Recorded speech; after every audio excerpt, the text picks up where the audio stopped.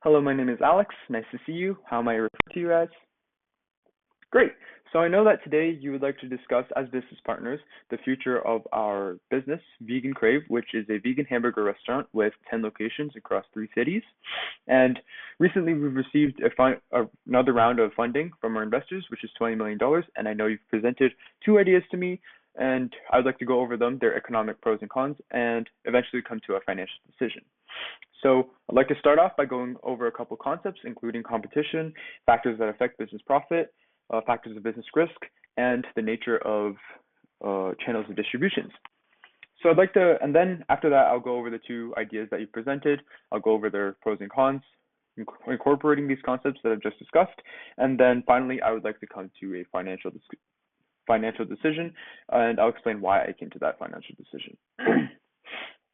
So first of all, competition, as you already know, is how businesses compete to gain the favor of the consumer.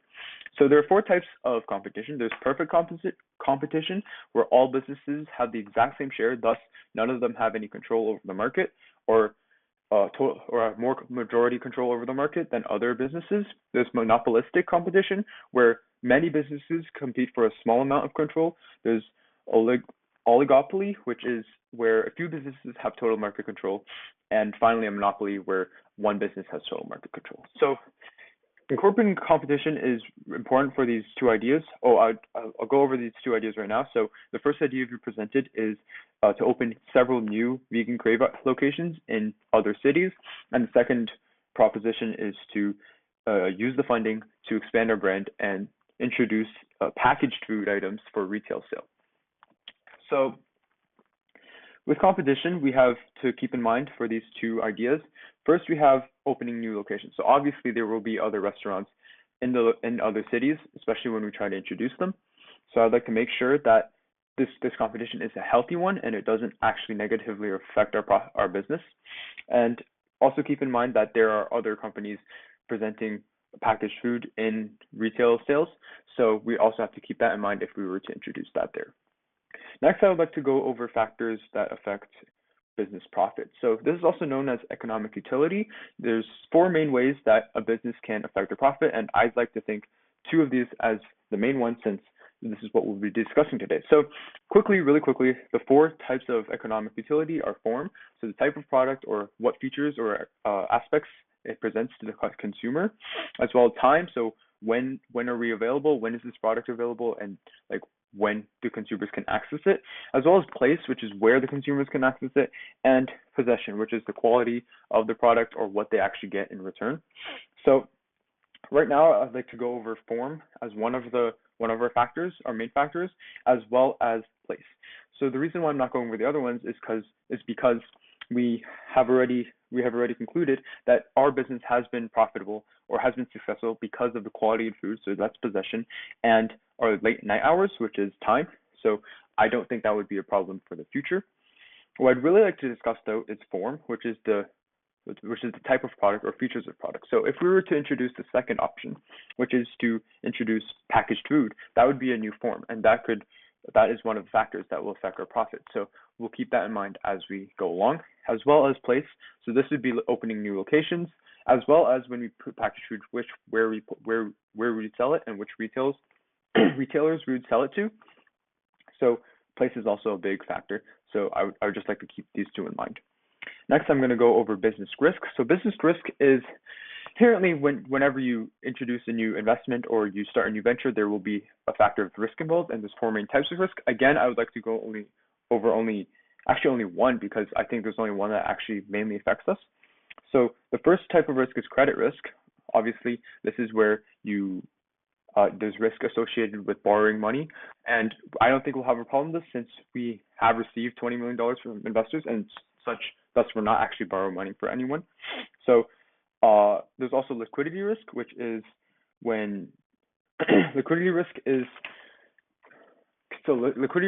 when you risk losing. So for example, cash is the most liquid form of money. So and real estate is the least liquid form. So liquidity risk is the risk of losing that. And I don't think that will be a problem either, since we already have the $20 million in cash, and that is very liquid. So third type of risk I'd like to go over is market risk, and this I think is the biggest one. So market risk is the loss of money due to investing too much in one place.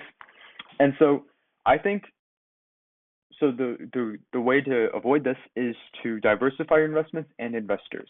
So obviously we have diverse investors. We already have $20 million. So but what I really like to keep in mind is how we're going to manage market risk through diversification. And finally, there's operational risk, which can be mitigated by properly training your employees, as well as investing in insurance. So finally, I'd like to go over the channels of distribution. So channels of distribution is how a product or the path the product takes to get from producer to consumer.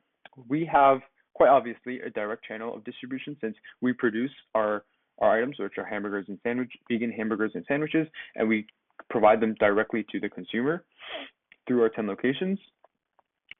And thus it goes from the producer to the ultimate consumer right away. There are other types of channels of distribution, such as an indirect channel where it goes through intermediaries, such as a wholesaler or retailer, which is what we might invest in if we were to go through the second option. So keeping all of this in mind, I'd like to go over the first option first, which is to expand several new Vegan Crave locations throughout the cities, in other cities. So something we have to keep in mind, as I said before, is competition. There will be other restaurants in that area, and we have to keep in mind that they do not interfere with our business and we don't interfere with theirs, so that we maximize our amount of customers who come to us. Also, keep in mind that right now we have a very successful business, so we will have a lot of loyal customers. However, if we open in other cities, it might not be the same case. Second thing I'd like to go over is business profit. So opening new locations would be investing in places. So place is just the placement of products. I think we could also invest in that in the second option as well.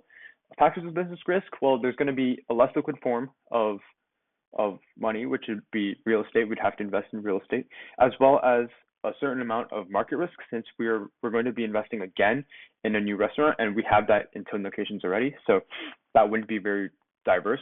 And finally, channels of distribution, that's quite obvious. It's direct. It's the same thing as we've been doing before. Now, I'd like to go over the second option. So the second option, there will be competition just as the first option, but it might be a bit less since we will be offering fully vegan foods. And for factors for economic utility, this will be changing the form. And by changing the form, we also diversify our investment. So this leads into business risk, where we'll be having a more diverse investment, and thus we're going to decrease our business risk as a whole, even though we're starting a new concept. And finally, channels of distributions. Now we're going to be going through an indirect channel, which means we'll have to sell it to a retailer who will then resell it to the customer. So keeping all this in mind, I think that the second option is a better decision, and I think we should make that decision as well, simply because there will be the same amount of competition either way, but we'll be able to keep our loyal customers, and we'll be able to mitigate the market risk by diversifying our investment, as well as changing economic utility or factors affecting our profit and our channels of distribution. So if you have any questions, feel free to ask. Thank you for listening.